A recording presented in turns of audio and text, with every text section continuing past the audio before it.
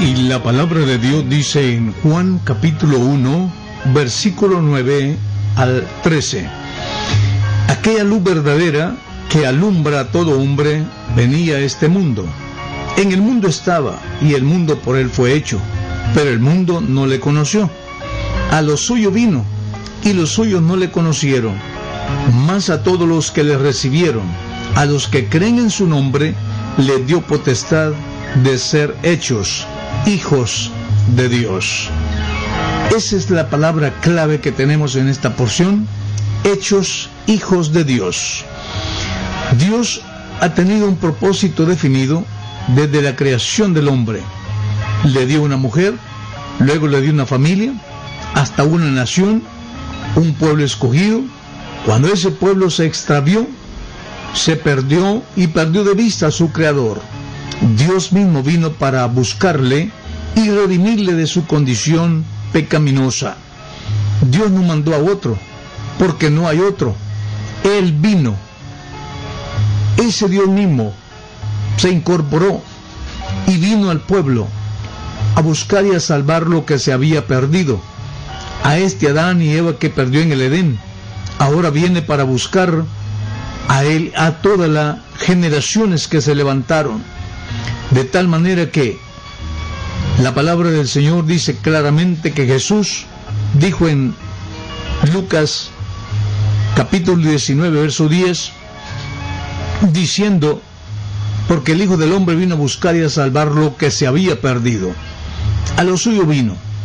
Dios visitó a este mundo con un cuerpo humano, llevando en su cuerpo flaquezas y debilidades como todos los humanos. Él estaba en nuestra semejanza, tomó nuestra naturaleza y vino para dialogar con los hombres y presentarles el camino de salvación. He oído algunas veces que algunos dicen que Jesús vino para enseñarnos a morir, pero la verdad es que antes de él millones habían muerto. Vino para enseñarnos a vivir y cómo se vive para Dios. Dice: a lo suyo vino.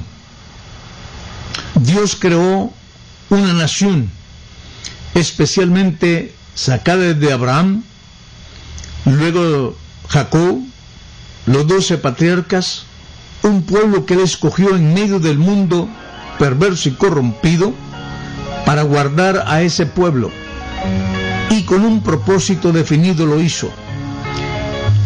Después de todo esto le dio leyes, pactos, promesas y el privilegio de que él estuviera en medio de ese pueblo escogido. Le puso la ley como paredes que aún le resguardaban de toda la contaminación del mundo. Y esto es lo que se le llama una transgresión, cuando alguien cruza esa ley o esa pared que Dios puso entre el pueblo escogido y el mundo. Entonces este pueblo lo guardó de la corrupción del mundo y les dio enseñanza cómo debían de vivir para Dios. Luego le dio la promesa también del Mesías, su libertador, su salvador, y que Dios los visitaría un día. Todo esto Dios se los mostró, pero lamentablemente el pueblo se decepcionó, porque siempre nosotros somos así, queremos las cosas para ayer, pero la verdad es que Dios no tiene precisión de nada. Él lleva las cosas de acuerdo como están programadas. Si Dios en la creación del mundo hizo un programa para 7,000 años, y entonces van cumpliéndose a la medida del propósito de Dios. La nación esperaba con ansiedad al Redentor del mundo prometido desde Génesis 3:15, luego señalado por Isaías capítulo 7 y verso 14, capítulo 9 y verso 6. Todo esto aquí Dios lo confirmaba, pero el pueblo se desesperó. Y ahora cuando el Mesías nació, dice: a lo suyo vino. Él estaba en el mundo que él había creado. Dice el verso 10, el pueblo no le conoció. El pueblo que él había escogido como luz para el mundo, como testimonio para los pueblos, no le conoció. La actitud y el comportamiento del pueblo. Dice: a lo suyo vino, y los suyos. Al decir a lo suyo, está hablando de ese pueblo escogido. Y los suyos son todos los hebreos y judíos que componen esa nación. Y los suyos no le recibieron. No hay cosa más triste que ser mal correspondido. Esto fue lo que Dios experimentó con este pueblo que tanto había hecho milagros, que tanto les había señalado y dicho lo que iba a suceder. Pero pudo más la incredulidad que la fe. Por esto Jesús trató de hipócritas un sinfín de veces a este pueblo. Mateo capítulo 23, del 13 al 33. También les dijo: este pueblo de labios me honra, mas su corazón está lejos de mí. Mateo capítulo 15, 7, 9. Esta es la forma como muchas veces la gente habla de Dios. Cree en Dios, pero solamente de labios. Su corazón no está creyendo en las verdades de Dios y no está dispuesto a someterse a lo que Dios dice. Pero dice el verso 13: cuando él fue rechazado por los suyos, no lo recibieron. Esto redundó en bendición para todo el mundo gentil. Y ahora él dice a los que creen, y a los que creen en su nombre, a estos les dio potestad de ser hechos hijos de Dios, más a todos los que le recibieron.